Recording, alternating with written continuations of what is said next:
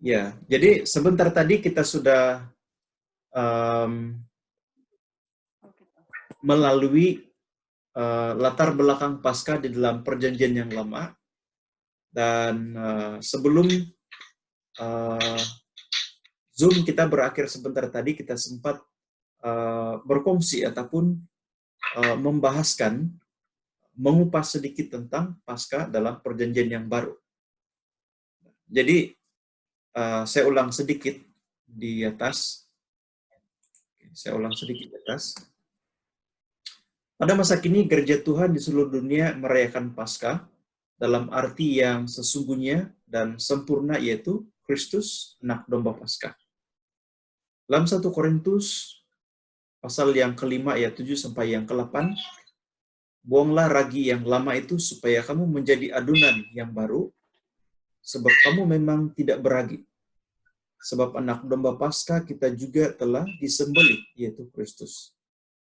Karena itu marilah kita berpesta, bukan dengan ragi yang lama, bukan pula dengan ragi keburukan dan kejahatan, tetapi dengan roti yang tidak beragi, yaitu kemurnian dan kebenaran.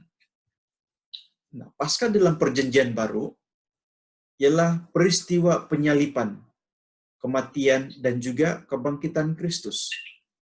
Bukan saja mempunyai makna keluaran yang sama dengan Paskah Yahudi.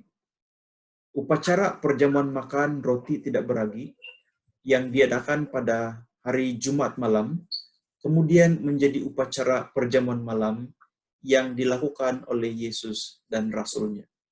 Nah, kita tahu sebelum Yesus di saat-saat akhir dia ditangkap dan dihadapkan kepada Pilatus, dihadapkan kepada Herodes, dan disalibkan, dia melalui saat-saat terakhir di mana ada kesempatan baginya berdoa bersama dengan pengikutnya di Bukit Zaitun. Juga ada kesempatan terakhir untuk mereka menikmati jamuan yang terakhir. Dan seperti yang kita tahu, mengikut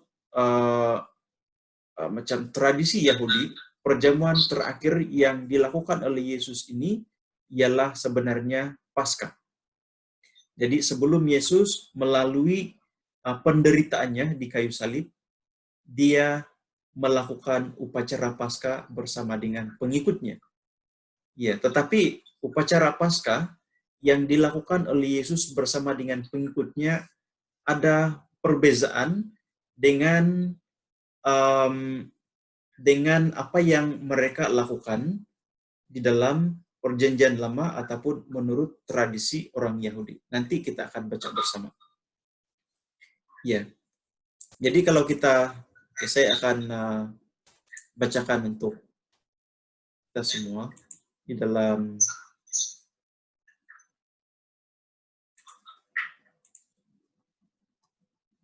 Lukas. Di dalam Lukas pasal yang ke-22 ayat yang ke-16 sampai yang ke-20, firman Tuhan berbunyi demikian. Sebab aku berkata kepadamu, aku tidak akan memakannya lagi sampai ia beroleh kegenapan dalam kerajaan Allah.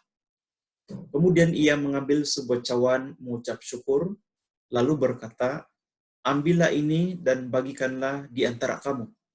Sebab aku berkata kepadamu, mulai dari sekarang ini, aku tidak akan minum lagi hasil pokok anggur, sampai kerajaan Allah telah datang.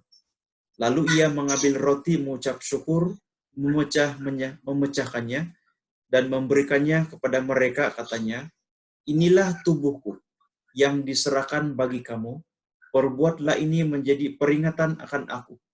Demikian juga dibuatnya dengan cawan.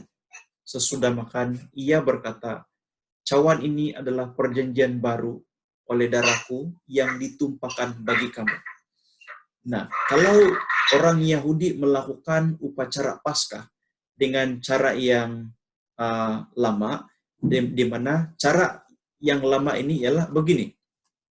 Mereka akan menangkap seekor domba ataupun seekor kambing yang tidak bercacat celah, dan mereka akan mengolah dan mereka akan memakannya dengan satu budaya ataupun satu disiplin yang begitu hebat sekali. Kalau kita perhatikan dalam ayat yang ke-11, Keluaran 12 ayat yang ke-11, beginilah kamu memakannya, pinggangmu berikat, kasut pada kakimu, dan tongkat di tanganmu, buru-burulah kamu memakannya, itulah Paskah bagi Tuhan. Jadi, nampaknya kalau kita imbas kembali sebentar tadi, Paskah di dalam Perjanjian Lama itu adalah bayangan. Itu adalah bayangan di mana satu kenyataan ataupun satu hakikat yang akan dilaksanakan, yang akan dilakukan oleh Yesus. Ya. Dan seperti yang kita tahu, hari ini yang kita dengar dalam firman Tuhan ini, dalam ayat yang ke-19 dan yang ke-20, inilah hakikat yang sebenar. Apa ritual, apa ibadah, apa upacara yang dilakukan dalam Perjanjian Lama itu, yaitu lalu ia mengambil roti, mengucap syukur, memecah-mecahkannya, dan memberikannya kepada mereka, katanya, inilah tubuhku yang diserahkan bagi kamu, perbuatlah ini menjadi peringatan akan aku. Demikian juga dibuatnya dengan cawan sesudah makan. Ia berkata, cawan ini adalah perjanjian baru oleh darahku yang ditumpahkan bagi kamu. Nah, pada ketika itu, di dalam Perjanjian Lama, perhatikan ayat yang ke-7, Keluaran 12 ayat yang ke-7. Kemudian dari darahnya haruslah diambil sedikit dan dibubuhkan pada kedua tiang pintu dan pada ambang atas, pada rumah-rumah di mana orang memakannya.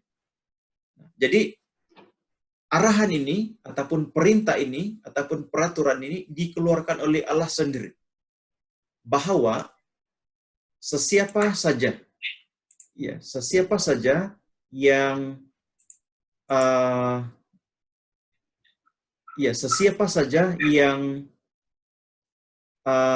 ada tanda darah ini, Tuhan tidak menimpakan tulah kepada mereka, ataupun Tuhan tidak menimpakan hukuman kematian kepada anak-anak mereka.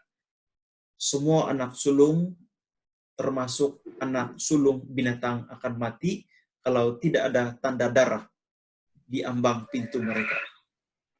Jadi tanda ini kalau kita fahami di dalam Perjanjian Baru, dia mewakili tentang kematian ataupun tercurahnya darah Kristus.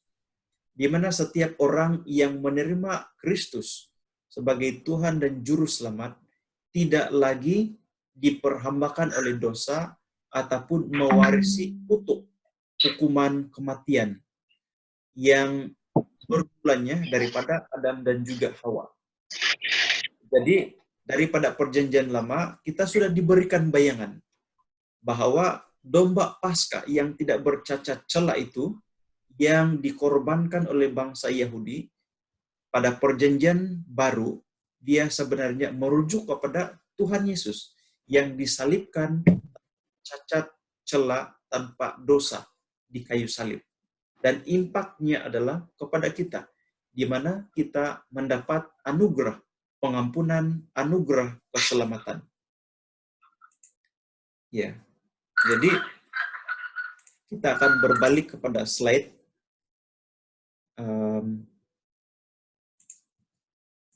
Paskah dalam Perjanjian Baru menunjukkan kasih, anugerah, dan kuasa Allah. Paskah dalam Perjanjian Baru memberitahu kita bahwa membebaskan umat miliknya dari kutuk dan maut, membebaskan orang percaya dari perhambaan dosa, memberikan kepastian kebangkitan kekal di akhir zaman melalui kebangkitan Kristus. Paskah tidak hanya membicarakan tentang kematian domba. Paskah tidak hanya menceritakan tentang kematian Kristus, tetapi Paskah juga memberitahu kita tentang kebangkitan Kristus. Dan kebangkitan Kristus itu memberikan harapan kepada kita. Kalau Kristus tidak bangkit, sia-sia saja iman Kristen kita. Karena justru melalui kebangkitan Kristus, kita ada harapan, kita ada keyakinan untuk dibangkitkan bersama dengan Kristus dan memerintah bersama dengan Kristus. Upacara makan roti perjamuan itu menyingkapkan penebusan Yesus jadi domba Paskah. Upacara perjamuan itu kemudian dijadikan peringatan Jumat Agung dalam kalender Kristen. Upacara makan roti perjamuan juga dirayakan setiap umat bertemu di dalam persekutuan. Nah, di dalam gereja awal, upacara perjamuan kudus ataupun perjamuan ini tidak hanya diraikan ataupun dilaksanakan pada selang-selang waktu tertentu, tetapi mereka melakukan sekerap yang boleh, sekerap yang mungkin. Karena apa tujuan, apa fokusnya mereka melakukan ini? Saat kita melakukan ataupun melaksanakan ibadah perjamuan kudus itu, kita memberitakan kematian dan juga kebangkitan Kristus. Dan itu yang pentingnya kita melaksanakan ibadah perjamuan kudus itu. Seperti dalam perjanjian lama, Tuhan memberikan perintah kepada bangsa Israel supaya Paskah itu harus dilaksanakan. Dengan demikian, maklumat itu, sejarah itu tidak hilang, tidak lenyap, tetapi diberitahukan kepada anak cucu. Supaya mereka ataupun semua mengingati pekerjaan Tuhan yang luar biasa menyelamatkan bangsa Israel daripada perhambaan di Mesir. Juga perhambaan dalam segala aspek termasuk ekonomi. Dan itu juga berlaku di zaman Perjanjian Baru tentang Yesus. Kematian dan kebangkitannya yang kita ingati di dalam perjamuan kudus itu seharusnya kita dapat lakukan sekerap yang mungkin. Karena di sana kita dapat ingat kembali kematian, kesengsaraan, kematian, dan juga kebangkitan Kristus. Nah, semoga kita dapat menghayati firman sebenar tadi untuk membawa kita lebih memahami kenapa kita harus merayakan Paskah ataupun mengingati Paskah. Karena di dalam bulan-bulan ini kita berada di dalam Prapaskah dan pada minggu hadapan kita masuk di dalam Minggu Paskah. Jadi adalah sangat penting untuk kita tahu apakah latar belakangnya, apakah alasannya, apakah dasarnya kita menyambut, kita merayakan Paskah ini. Ya, jadi sampai di sini saja untuk renungan firman Tuhan. Saya akan buka ruangan ini untuk respon. Kalau ada respon daripada saudara dan saudari yang kekasih dalam Kristus, kita persilakan. Kalau tidak ada, kita teruskan kepada slide yang seterusnya. Ya, jadi masa dan tempat ini kita buka respon kepada jemaat. Kalau ada yang mau respon, ya. Kalau ada yang mau respon, boleh buka video. Ya, kalau ada yang, ataupun boleh buka itu mikrofon dan juga video. Tapi kalau tidak kuat lain, boleh juga buka itu, tutup itu video lah. Ya. Ya, pernah tuh ada buka video. Ada apa respon pernah tuh?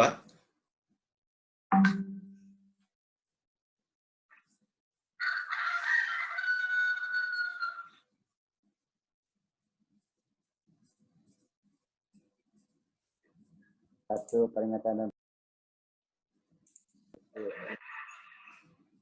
bukan hari Paskah, walaupun dalam tangan waktu akan tidak akan menghalang kita untuk beribadah secara online. Ya, terima kasih sudah boleh tingkatkan lagi. Ya, walaupun saya kurang